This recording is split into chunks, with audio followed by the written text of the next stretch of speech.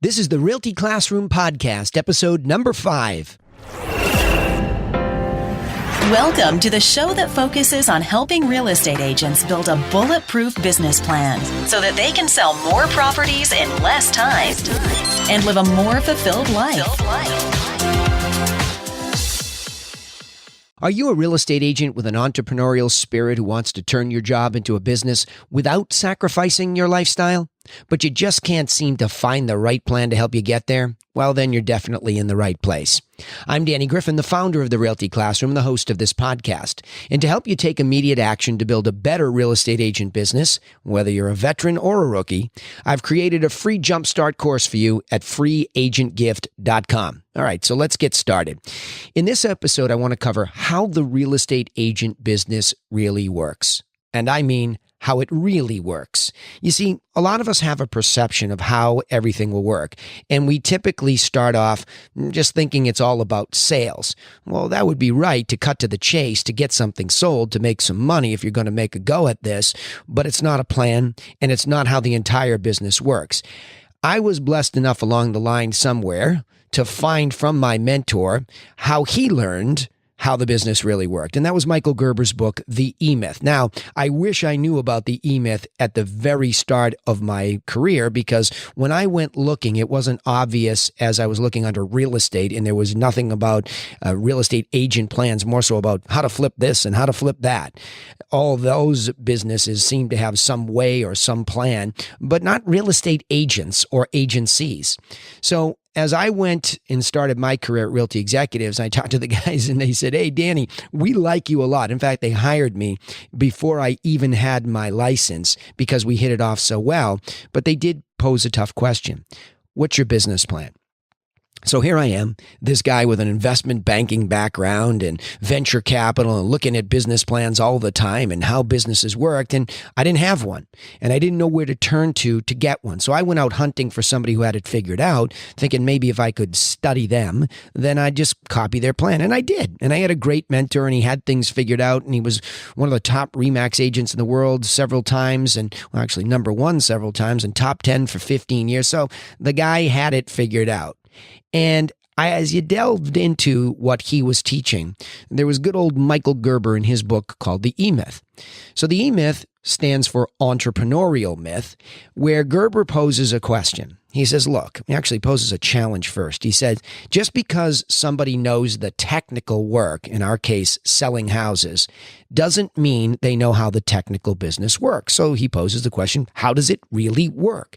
So that's a great challenge for us, to try to take a step back out of just the microcosm of sales and say, how does this entire thing work? And again, the Realty Classroom is founded on that body of work. Way back when, my pain was that I didn't know how it worked, and nobody could really show me clearly what was happening in a plan that I could follow. So here I am for you, trying to solve your pain so that you don't have to go through that. But you have to get real with yourself and understand that Gerber is right.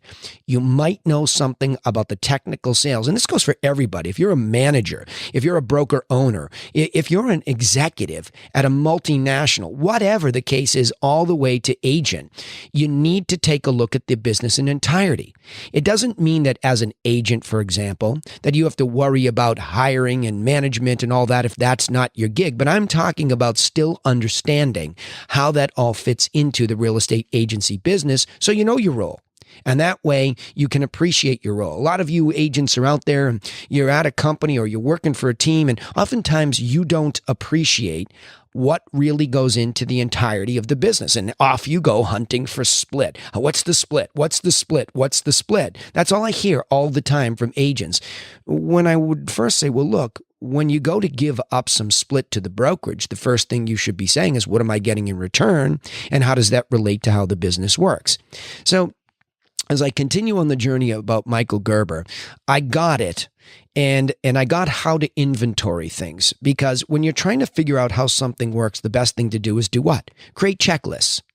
As you go through the whole process, from the minute you meet somebody all the way to the minute that you stay with them until they're converted to a client, and then the client process, the closing process, and the past client follow-up, all of that from marketing to conversion to closing to past client, those are all modules that have to be managed. And that's a big part of what we teach our mastermind members, to become better managers of all of that. Now, of course, there's the visionary part too that Gerber talks about. Gerber really talks about three people we have to be: the visionary, also known as the entrepreneur, the manager who executes the plans, and the technician who does the work. And most of us are technicians. And his argument is that most technicians that all of a sudden want to go out and start their own brokerage or start a team, they have this technical, I guess he calls it a conniption or a seizure, he really calls it, where they get all excited that they're going to go out and make this happen. Okay. But the problem is, we don't know what we don't know. Now, how do I know that statement? Well, I started about checklisting everything. And a word I use often, you'll hear me use it often, is I memorialize those checklists. And that could mean as simply as writing them down. Then they went into a software. There's a great software called xmind.net. It's a free software. That's actually the website. Go there, xmind.net, free software, where I started to take these checklists and put them into digital form because they were easy to continue to update. And as I started to put those together, those became the bone structures or the checklist for how things really worked in my business. And I began to see it as a flow. I wasn't haphazardly doing it as a hobby. It was becoming extremely intentional. All these plans made my business much more intentional. So I was actually moving backwards from technician up to managed plans. So that's the way most of us learn. And I guess in a perfect world, if you were given a plan, you could see it from the plan first and then go and do it, which I can share with you. But I had to move back upwards. But I really wanted to learn more about Michael Gerber. And as I started to see other companies he was influencing, I came across Infusionsoft. And for me, Infusionsoft is a very robust potential software that can solve a lot of small business problems. The problem is you have to tell it what to do. So I started to take all these plans and put them into Infusionsoft. And long story short, I became a certified partner for them, so that at one point in time, all of a sudden, Gerber, who was an advisor to the company, is going to speak at this conference for partners, and I couldn't wait to go. And as good, I guess, chance would have it for me, I walk into a room early to hear him speak, and there he is sitting there all alone. So I run over to him and I show him the Realty classroom model. I said, "Look, Michael, you had a lot of influence on this." Well, suffice to say, I won't get into the details of it because it was a little bit personal. He says really one statement in addition to his question: "We don't know what we don't know." And he made that reference to a lot of great producers. And that made me think, oh my gosh, what does that mean for me? Here I am, and I've got this model and I'm building it, but I still don't know what I don't know every day. So although I may know the generalities of the business today, I have to continue to work on it so I just don't stop building and tweaking these plans. See, the irony about plans and following them, and again, there's only really 4 major ones for me because I don't want to make this complicated and I don't want to make it complicated for you. One is the marketing plan. 2 is the conversion plan, converting those people we find into clients. And then the closing plan, to take care of them properly, check all those boxes during the closing process so that we produce what? A happy client into our past client plan. So that's how the business works. But yet inside of each one of those modules, you're always under pressure because business changes, things change, and you have to make adjustments. So the key there is managed plans help us pursue what we don't know. So the next thing that you really want to consider, and when you consider how the business, the agent business really works, is what is the business? Like, where is this thing? How do we do this thing? And that's where multiple listing service comes in as the first thing that I want to talk about as we pursue this over these several podcast episodes. And really, like I said before, that's what this entire podcast is about, the pursuit of how this business really works.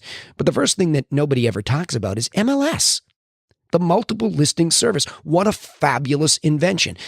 It is exactly like, and again, I have this background, it's exactly like the stock market. If you think about it, that's where the inventory is. If you're new to this business and you don't know the first thing about going out and getting a listing, you'd be in big trouble without product to sell. So you should wake up every day thankful that the multiple listing service is there. And for all you top producers that list Mostly, you should be thankful that this marketplace exists too, because everybody else goes to work for you that has a client that's interested in that property. So multiple listing is a wonderful place. It's a set of rules and regulations that give order to this business. So at its very foundation, that marketplace is how the business works, where agents can come together in a cooperative way, not always nicely, and we should start to play nicer with each other because we should appreciate that what this sharing mechanism is doing. But it also is great for agents in beyond the inventory way. If you want to know how the business really works and you want to learn more about the exchange of this financial asset, MLS has all sorts of statistics and math. And I know you cringe when you hear about math. But if you get in there and you root around, you can look at things, simple math like the days on market versus 1 year over the next. You can look at things like the average asked to sold ratios. You can actually look at real sold prices.